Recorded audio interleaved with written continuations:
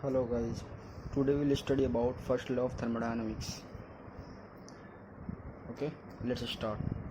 The first law of thermodynamics, also known as the principle of conservation of energy. First law of thermodynamics जो है इसे हम principle of conservation of energy भी कहते हैं. The first law of thermodynamics states that energy can neither be created nor destroyed, it can only change forms. इसका मतलब ये हुआ कि एनर्जी जो है ना ही क्रिएट की जा सकती है ना ही डिस्ट्रॉय की जा सकती है, बस इसके फॉर्म चेंज हो सकते हैं. तो हमें फर्स्ट लॉ ऑफ थर्मोडायनामिक्स ये बताता है.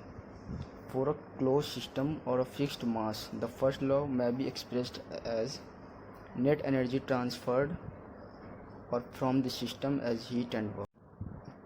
किसी सिस्टम से नेट एनर्जी ट्रांसफ़र हुई है या हो रही है, heat and work is equal to net increase और decrease in the total energy of the system. वो बराबर होगा, इक्वल होगा टोटल इंक्रीज या decrease energy of the system. इसे हम कैसे एक्सप्रेस कर सकते हैं? Heat transferred minus work done will be equal to change in total energy. Q minus W is equal to delta E,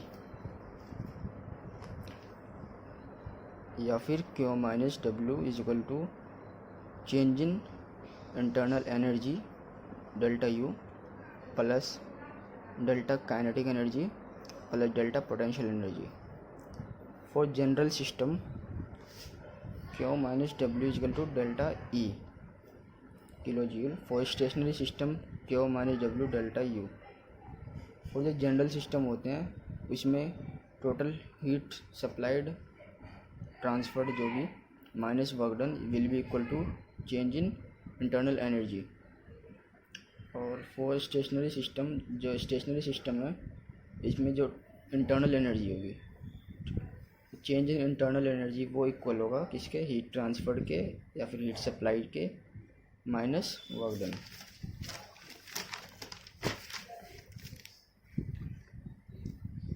The net energy transferred is stored within the system and is called stored energy or total energy.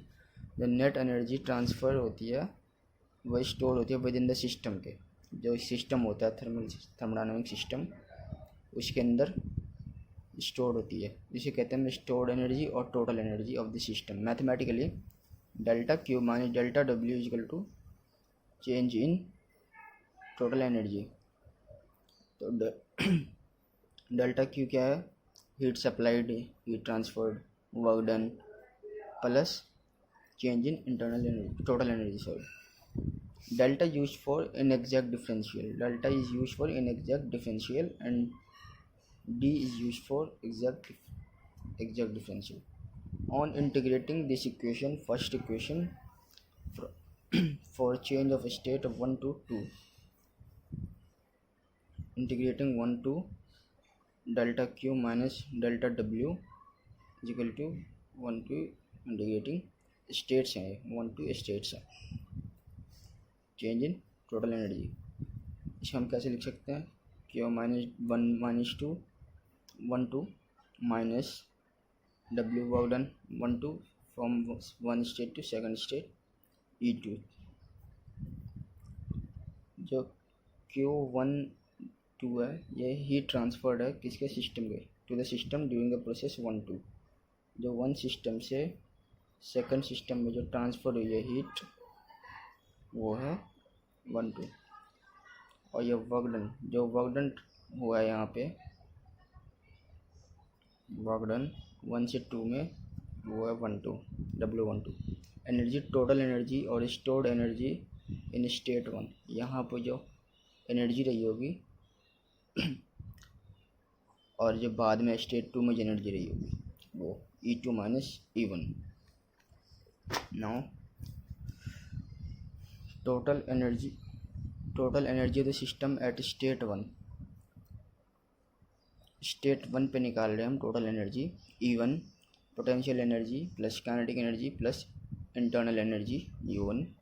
Potential energy को हम लिख सकते हैं mgz1, क्योंकि potential energy का formula होता है mgh height, z height, ये हाइट होती है. mg mass acceleration due to gravity plus half m v square kinetic energy, half m v square kinetic energy, वो हमने इसकी जगह ये वैल्यूज पुट कर दी हैं, half m v square plus U1 internal energy same.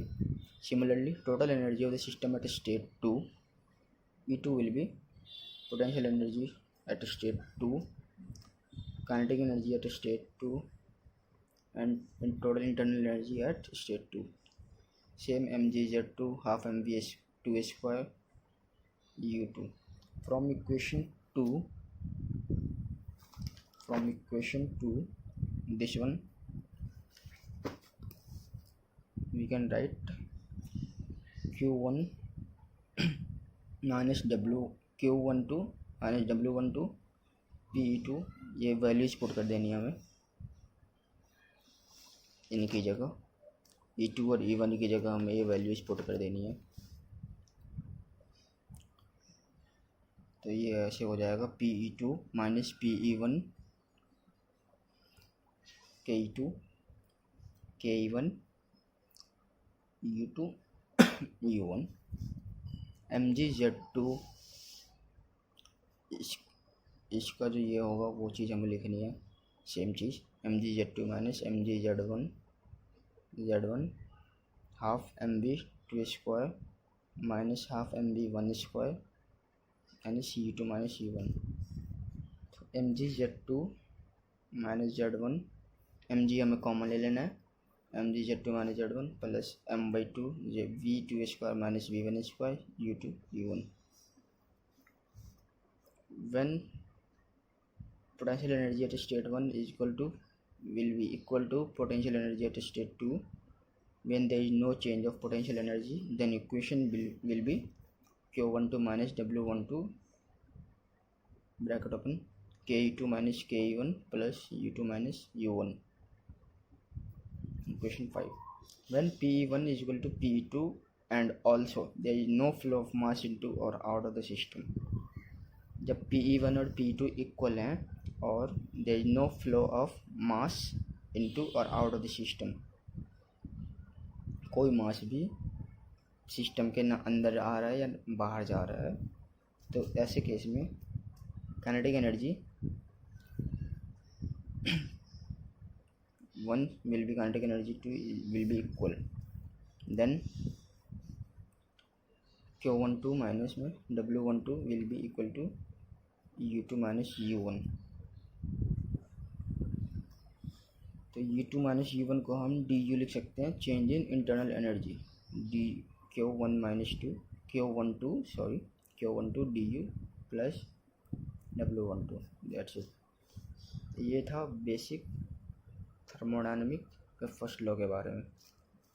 Next video में हम डिस्कस करेंगे सेकंड लॉ ऑफ थर्मोडायनामिक्स. आज के लिए थैंक यू.